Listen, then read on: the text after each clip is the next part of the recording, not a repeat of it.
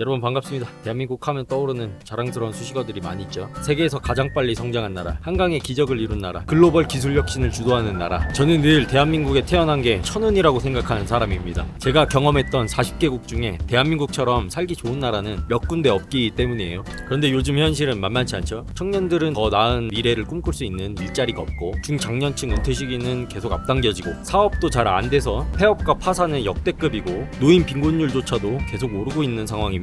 대한민국에 인생의 큰 업적을 이루신 대단한 분들이 많죠. 돈을 많이 버셨거나 남들이 하지 못한 일을 해내셨거나 큰 권력을 움켜쥐신 분들, 이런 큰 성공을 한 분들조차도 살기 쉬운 게 아니에요. 오히려 과도한 규제와 세금 때문에 다른 나라로 떠나시는 분들이 많습니다. 높으신 분들 있잖아요. 큰일 하시는 분들, 대한민국 고위 공직자분들 보면요, 그분들의 가족 상당수가 다른 나라 영주권을 가지고 있거든요. 특히 이분들은 대한민국의 상황을 가장 잘 파악하고 계신 분들이고, 그렇기 때문에 국가의 미래를 결정짓는 중요한 정책들을 기획하고 실행하는 큰 일을 하실 수 있는 거죠. 저는 좀 궁금해요. 이 높으신 분들께서는 도대체 대한민국의 미래를 어떻게 보시길래 가족들이 다른 나라 영주권을 다 따놨을까? 대한민국에서 가질 거 다 갖고 평생 걱정 없는 인생을 살 수 있는데도 불구하고요, 오늘은 세계에서 손꼽는 선진국인 대한민국의 국민이 왜 다른 나라 이중국적이 필수인지 그 당위성에 대해 알아보는 시간을 갖도록 하겠습니다. 저는 지금 볼리비아 수크레에 갇혀버렸거든요. 볼리비아가 현재 정치 경제적으로 큰 이슈가 있어요. 얼마 전에 중동발 이슈로 국제유가 배럴당 100불 위로 치솟았잖아요. 유가가 오르면 볼리비아 같은 최빈국 개발도상국들은 훨씬 더 타격이 크거든요. 볼리비아 중앙노조 COB라고 하는데, 이 단체를 중심으로 운송 노동자, 농민, 교사까지 전부 다 길거리로 튀어나왔습니다. 이분들의 요구사항은 임금 20% 인상, 에너지 가격 안정화, 정부 보조금 살포, 대통령 퇴진이거든요. 이분들이 정부 상대로 어떻게 시위를 하고 있냐면, 볼리비아 주요 거점을 잇는 큰 도로들을 전부 다 봉쇄해버렸습니다. 볼리비아 지도를 보시면 영토의 대부분이 다 산이거든요. 도로가 몇 군데 없어요. 이걸 막아버리면 아무것도 할 수가 없습니다. 국가 전체가 마비되어 버립니다. 볼리비아 노조 역사가 상당하더라고요. 시위하는 방법 중에 도로 봉쇄가 가장 강력한 수단이라고 하거든요. 생존권을 놓고 시위를 하는 거기 때문에 무력 충돌도 있어요. 최루탄 같은 거는 기본이고요. 실시간으로 사망자도 계속 늘어나고 있습니다. 물론 저는 큰 시위가 벌어지고 있는 지역에 있는 게 아니기 때문에 안전합니다. 다만 이제 길이 막혀서 물자 조달이 제대로 안 되는 것 같거든요. 도시 전체에 우유가 없어요. 분유 가격도 2배, 3배 뛰다가 동나버렸어요. 분유는 애기들이 먹는 거라 그것까지 건들면 안 되는 거 아닌가 걱정이 되긴 합니다. 시간이 좀 더 흐른다면 이것저것 다른 물자들도 동날 것 같은 느낌이에요. 대한민국 외교부에서도 빨리 도망치라고 문자가 왔어요. 현재는 도로가 막혀서 비행기로만 이동이 가능한데, 이동 수요가 전부 비행기로 몰리다 보니까 티켓 가격이 3배 이상 뛰었거든요. 페루 가는 비행기, 인천에서 뉴욕 가는 티켓 가격으로 갈 순 없잖아요. 그래서 일단은 이곳에 좀 더 머무르기로 했습니다.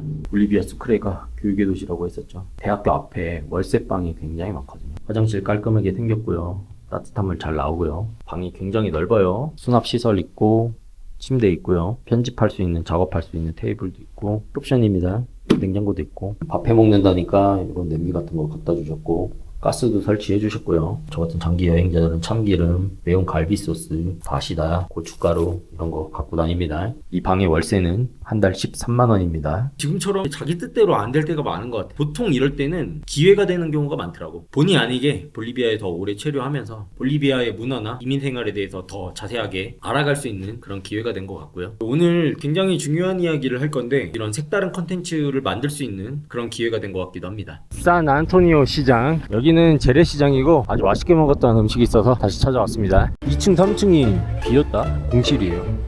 계란, 고기, 야채, 볼리비아 시장 물가 전 영상들에서 보여드렸었죠. 여기도 마찬가지로 매우 저렴한 편에 속합니다. 시장에서 파는 음식들이 맛있는 게 많더라고요. 현지 사람들도 여기서 많이 밥을 먹습니다. 우노 리모나다 gracias. 항상 장사 잘 되더라고. Buenos días. Uno puchero por favor. Ya. Gracias. ¿Aquí para qué comer? Sí. Ya, gracias. 볼리비아식 갈비탕이에요. 너는 뭐냐 근데? 그런 눈으로 형을 바라보면 마음이 약해지잖아. 어떻게 딱 내가 앉으니까 여기서 기다리고 있냐. 역시 떠돌이 개들이 눈치가 빨라. 고기는 큰 거 하나 들어가 있습니다. 지구 반대편인데도 맛이 똑같아요. 고기가 상당히 부드럽습니다. 2시간 이상 푹 구웠을 거라고 추측이 되고, 볼리비아는 다른 남미 국가들하고 다르게 음식에 쌀이 들어간 경우가 많거든요. 든든해요. 아, 뽀또? sí, sí. Muchas gracias. Gracias. Bye. 볼리비아 과일들이 굉장히 저렴하고 싱싱하거든요. 과일 음료들은 생과일이 잔뜩 들어갔기 때문에 맛이 굉장히 좋습니다. 그런데 너무 달아요. 디저트든 음료든 굉장히 달게 먹는 문화거든요. 길만 돌아다녀도 비만 인구가 정말 많아 보이거든요. 특히 어르신들 잘 걷지 못하시는 분들이 많아요. 당뇨 때문인 것 같고. 볼리비아 이민 왔을 때는 단 음식들 자제하면서 식단을 관리하면서 그럴 필요성이 있어 보입니다. 영주권을 따야 되는 이유 첫 번째는 리스크 분산입니다. 앞에서 말씀드렸던 성공하신 분들, 정치인분들, 재산이 많으신 분들, 지켜야 될 게 많은 분들은 다른 나라 영주권을 따놓는 경우가 많습니다. 그거는 있는 사람들이나 하는 거지 나는 가진 게 별로 없으니까 상관없다 이렇게 생각하신 분들도 계실 텐데요. 정작 대내외적으로 상황이 좋아지지 않으면 없는 사람이 가장 큰 피해를 입습니다. 이건 내가 잃을 게 많냐 적냐로 접근할 문제가 아닌 것 같아요. 단순하게 대한민국의 현재 상황을 냉철하게 보면 미래에 더 안 좋아질 가능성이 있는데 그때가 오기 전에 나의 가족과 재산을 필사적으로 지킬 준비를 해놓자 이겁니다. 대한민국이 가진 가장 큰 리스크는 저출산 초고령화라고 저는 생각하거든요. 거의 모든 사회적, 경제적인 문제가 여기서부터 출발한다고 보거든요. 그래서 대한민국을 일본의 잃어버린 30년하고 많이들 비교하는 것 같아요. 일본보다 더 나을 거다, 일본보다 더 안 좋을 거다 다양한 의견들이 있는데 미래에 일어날 일은 아무도 모르는 거기 때문에 ¿Qué está hablando? Yo- Chinito. 미래에 일어날 일은 아무도 모르는 거긴 하겠습니다만 저는 일본의 잃어버린 30년보다 대한민국이 훨씬 더 어려운 환경이 될 거라고 판단하거든요. 왜 그렇게 생각하는지 근거를 말씀드려 볼게요. 일본보다 잘하자 못하자 이게 아니고 일본의 선례를 보면서 우리의 현재 상황은 어떤지 자가 진단을 해보자는 겁니다. 어디까지나 저의 의견이라는 점 말씀드립니다. 제일 중요한 건 Ay, que bailaremos. Yeah. Gracias.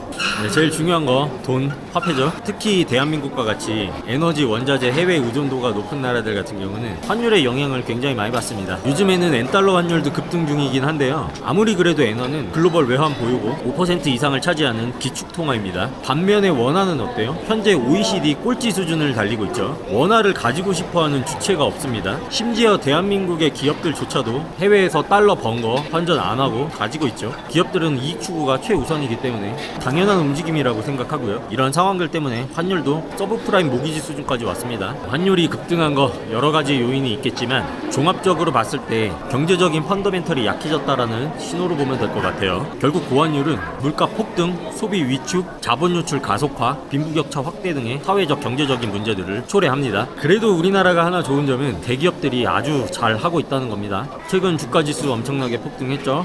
아쉬운 점은 모든 기업이 다 같이 잘 나가면 좋겠는데 특정 산업 분야, 반도체나 방산에만 쏠려 있다는 겁니다. 주가지수는 연일 신고가를 갱신하는데 법인 파산은 역대급으로 늘어나고 있는 말도 안 되는 디커플링 현상이 보여지기도 하고요.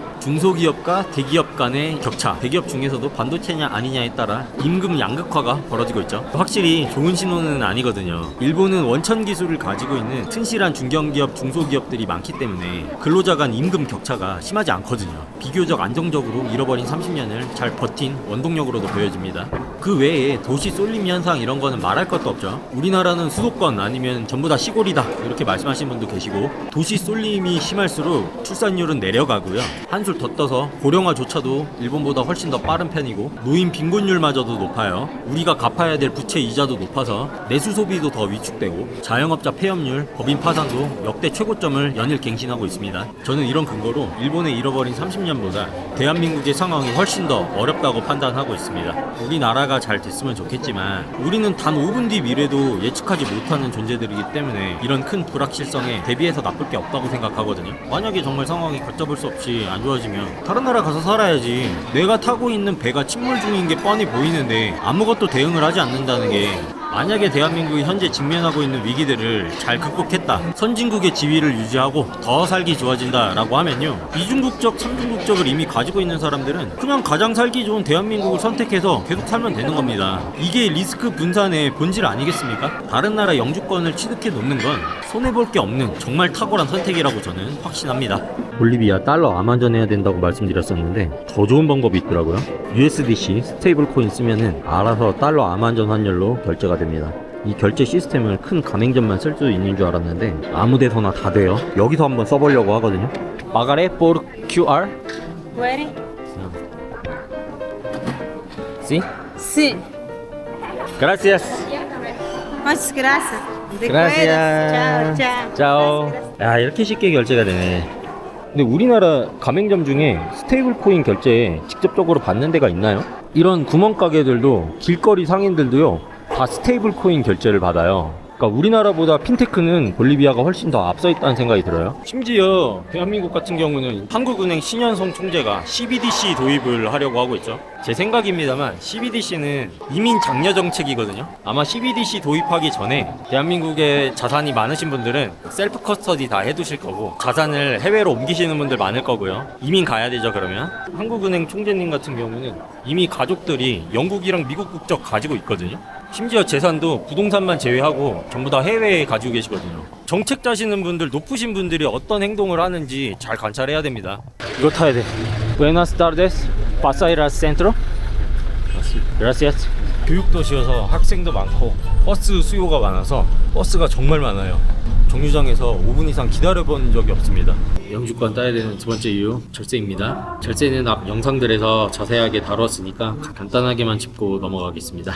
영주권 따기 쉬우면서 세금 제도가 아주 합리적이고 훌륭한 나라들이 많습니다.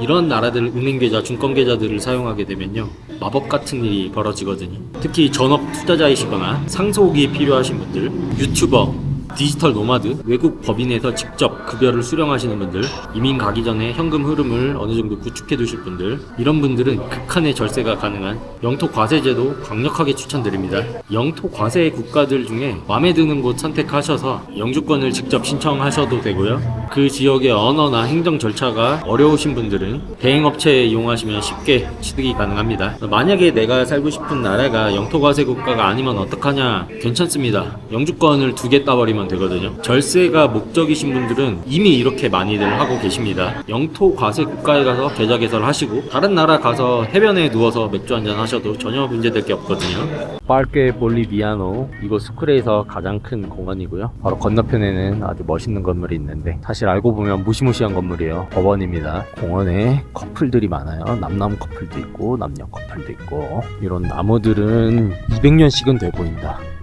되게 멋있죠? 공원. 저녁에 사람이 진짜 많아요. 이 공원은. 운동하는 사람들도 많고 춤 연습하러도 많이 오거든요. 볼리비아 사람들이 춤 추는 걸 굉장히 좋아하더라고. 아유, 좋다 좋다. 날씨가요 정말 맨날 하루도 빠짐없이 좋습니다.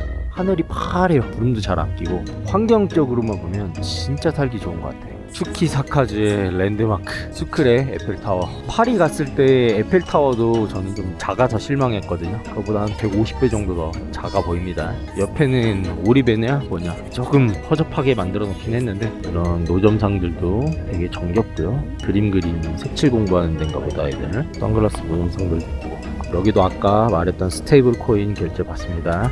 이것도 장사가 된단 말이야. 별게 다 있어요. 방방이 안에 뭐가 잔뜩 들어가 있냐. 아주 저렴하게 손으로 만들었지만 그래도 그럴싸한, 이것을 볼리비아스럽다 라고 표현하면 좋을 것 같아요. 영주권 따야 되는 세 번째 이유, 우리 자녀들의 생존권을 위해서입니다. 대한민국뿐만 아니고 모든 선진국에서 보여지는 현상이긴 한데, 가면 갈수록 자국민들이 내야 되는 세금이 과중되죠. 과도한 정부 지출과 복지가 기본 세팅값이 되어버렸습니다. 저는 정부가 지출이나 복지를 줄이는 경우를 거의 못 봤거든요. 우리나라도 작은 사례가 있긴 한데 대규모로 정부 지출을 줄인 건 미국의 도지부서를 제외하고는 본 적이 없거든요. 미국 같은 선진국조차도 대규모 재정 적자를 우려하는 상황인데, 저출산 초고령화 세계 최고 수준인 대한민국도 재정 적자 문제를 피하기는 어려운 게 현실입니다. 이런 상황임에도 불구하고 정부는 국가 예산 큰 폭으로 늘리고 추경도 벌써 2번 했어요. 소비 쿠폰 뿌리고 정부든 개인이든 기업이든 돈 우습게 보면요 나중에 몇 배로 더 큰 책임이 따라옵니다. 국가가 빚내서 뭐 할 때마다 나오는 얘기들 있죠. 이것들은 다 미래 세대가 갚아야 할 돈이다. 나까지는 상관없으니까 괜찮다. 이런 분들도 계시고, 지금 잘 크고 있는 우리 아이들, 열심히 공부 중인 우리 학생들, 위대한 미래를 꿈꾸고 사회로 나오는 청년들,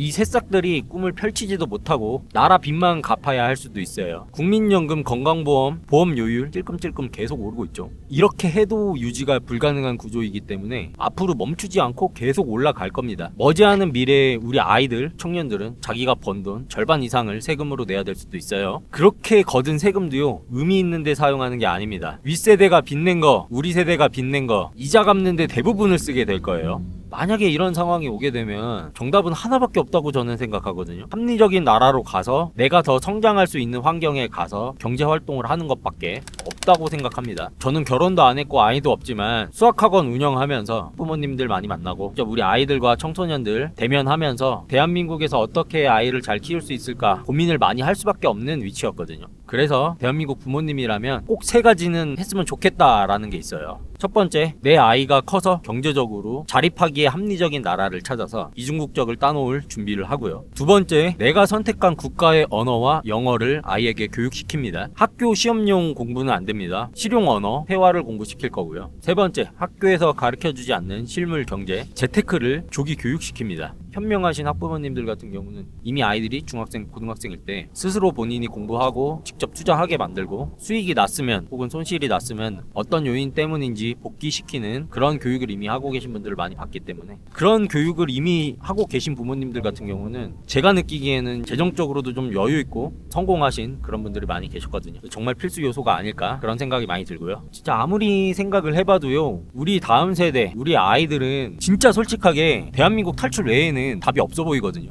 혹시나 대한민국을 탈출하지 않고 우리 아이들이 잘 클 수 있는 방법이 있다, 아이디어가 있다 하시는 분들 계시면요, 댓글 남겨주시면 정말 감사하겠습니다. 저는 진심으로 다른 좋은 방법이 있었으면 좋겠거든요. 오늘 내용 정리하겠습니다. 제가 이민 컨텐츠 만드는 건 우리나라를 떠나자, 버리자 이런 게 아닙니다. 아무리 세계 방방 곳곳을 여행해봐도 대한민국처럼 살기 좋은 나라는 거의 없거든요. 그런데요, 앞으로 벌어질 현실은 똑바로 봐야 될 필요가 있습니다. 우리 세대, 윗세대가 빚내서 쓴 돈, 앞으로 우리가 빚내서 쓸 돈, 아무것도 모르는 미래 세대들한테 원금과 이자까지 전가시키는 걸 보면요, 국가는 이미 아이들과 젊은 세대들을 버렸거든요. 돈 우습게 펑펑 쓰고 나중에 돈한테 잡아먹히는 상황이 오면요, 나라 사정이 자정작용을 할 수 없을 만큼 어려워지게 되면요, 분명히 딴소리 할 거거든요. 대한민국에 이런 최악의 상황이 왔을 때 우리도 대처할 방법을 미리 강구해놔야 되지 않겠습니까? 특히 우리 자녀들, 젊으신 분들, 내가 진 빚도 아닌데 원금과 이자까지 다 갚아야 됩니다. 나는 꿈을 이루기 위해 멀리 나아가고 싶은데 꿈이 아무리 커도, 나의 의지가 아무리 강해도 주변 상황이 좋지 않으면 발목 잡힐 수 있는 거거든요. 예를 들어 일론 머스크 보세요. 일론 머스크는 아프리카 태생입니다. 남아프리카 공화국에서 캐나다를 거쳐서 미국으로 이민을 갔죠. 만약에 일론 머스크가 자기 고향인 남아공에 남는 선택을 했다면 아프리카에서 과연 재활용 로켓을 쏘고 자율주행 자동차를 만드는 게 가능했을까요? 그냥 자영업자 하고 있지 않았을까? 이민이 정말 현실 도피이고 비난받아야 될 선택인지, 아니면 인생을 바꾸기 위한 기회와 도약의 발판인지 진지하게 고민해봐야 될 문제가 아닌가 그렇게 생각됩니다. 이민을 고려 중이시거나 이미 준비 중이신 분들 모두 다 진심으로 응원합니다. 오늘은 여기까지 하겠습니다. 늘쳐 맞으면서 지 마음대로 행하는 규쳤습니다. 감사합니다.